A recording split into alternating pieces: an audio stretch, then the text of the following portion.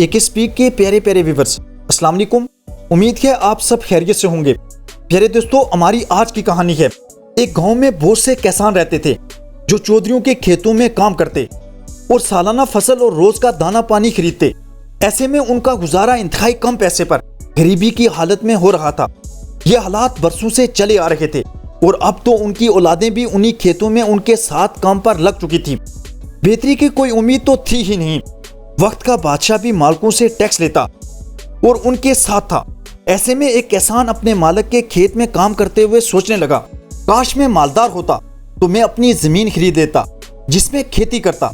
ए रब, मैं अपनी जिंदगी से लुत्फ अंदोज होना चाहता हूँ, लजीज खाना खाना चाहता हूँ और आरामदेह घर में रहना चाहता हूँ। वो इन्हीं सोचों और दिल ही दिल में दुआ करने में मसरूफ था कि एक आवाज सुनकर हैरान रह गया। एक ऐलान करने वाला शाही हरकारा ऐलान कर रहा था कि बादशाह सलामत इन खेतों के पास वाले रास्ते से आइंदा हफ्ते गुजरेंगे। सभी किसानों के लिए जरूरी है कि उनके इस्तकबाल और उनको सलाम करने के लिए दस्त बस्ता होकर खड़े रहें। किसान ने अपने दिल में सोचा, यही मौका है। अगर मैं बादशाह से कुछ सोने के सिक्के मांग लूं तो मेरे सारे ख्वाब पूरे हो सकते हैं और बादशाह के खजाने में कोई कमी नहीं होगी। किसान ने घर जाकर सारी बात अपनी बीवी को बताई। वो एक अक्लमंद औरत थी। कहने लगी, देखो, बेकारियों की तरह चंद सिक्के मांगने से तुम सबकी नजरों से गिर जाओगे और क्या पता बादशाह को गुस्सा भी आ जाए ऐसे शाही सवारी रोकने पर। इसलिए तुम बादशाह के लिए कोई नायाब तोहफा लेकर जाओ ताकि इज्जत के साथ इनाम से नवाजे भी जाओ, नाम भी बने और घर भी। इस कहानी के आगे बढ़ने से पहले अगर आपने अभी तक ये हमारी वीडियो लाइक नहीं की तो कर दें। न्यू आने वाले नाजरीन एक स्पीक को सब्सक्राइब कर दें और बेल आइकन पर जरूर क्लिक करें। ये आपका हमारे लिए सबसे बेहतरीन तोहफा होगा।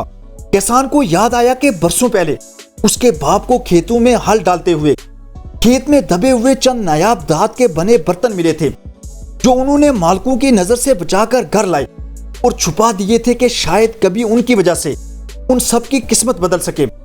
बस फिर क्या था, उन्होंने उस खुफिया खजाने को निकाल कर और साफ सुथरे मलमल के कपड़े में लपेट कर रख दिए। तय ये पाया कि बादशाह के गुजरने के वक्त से थोड़ा पहले किसान की बीवी पोटली में रोटियां लाने के बहाने ये नायाब दाती बर्तन भी ले आएगी ताकि मालिकों को पता न चले। मुकर्रर दिन पर बादशाह की शाही सवारी से पहले ही किसान की बीवी खेतों में पहुंच गई। अब दोनों मियां बीवी शाही सवारी के इंतजार में थे और कुछ ही देर में घोड़ों पर सवार सिपाहियों के घेरे में शाही बग्गी नमूदार हुई। किसान ने सलाम किया और शाही बग्गी की जानब दौड़ पड़ा। सिपाहियों ने रोका तो कहने लगा, मेरे पास बादशाह सलामत के लिए तोहफा है। जमीन के मालिकों का गुस्से से हाल खराब था कि उन्हें बताए बिना एक आम सा किसान कैसे आगे जा सकता है। फिर बादशाह ने किसान को पास बुलाया और पूछा कि क्या तोहफा है। किसान ने फौरन अपनी बीवी को पास आने का इशारा किया और निहायत इतराम से पोटली बादशाह के सामने पेश कर दी। बादशाह ने पोटली खोली तो दंग रह गया। ऐसा नया बर्तन उसने आज तक ना देखे थे। बादशाह के वजीर भी हैरान थे। वैसे भी कहते हैं ना कि हीरे की कदर जोरी को ही होती है। बिल्कुल ऐसे ही उन बर्तनों की कीमत का अंदाजा किसान के वालिद को ना था। इतना अच्छा तोहफा देने पर बादशाह ने किसान को एक जागीर अता कर दी और बहुत से माल और दौलत से भी नवाजा। वो किसान जो फकीरों की तरह चंद सिक्के मांग कर गुजारा करना चाहता था अब एक जागीर का मालिक था और ये सब सिर्फ और सिर्फ उसकी बीवी की अक्लमंदी का नतीजा था। तो प्यारे दोस्तों, ये जिंदगी किसी को भी मुफ्त में कुछ नहीं देती।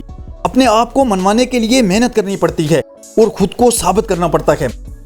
कमेंट सेक्शन में ये जरूर बताइएगा आपको ये हमारी कहानी कैसी लगी। आखिर तक हमारा साथ देने का बहुत शुक्रिया। खुश रहें और खुशियां बांटें, यही इस आर्जी जिंदगी का हुस्न है। शुक्रिया।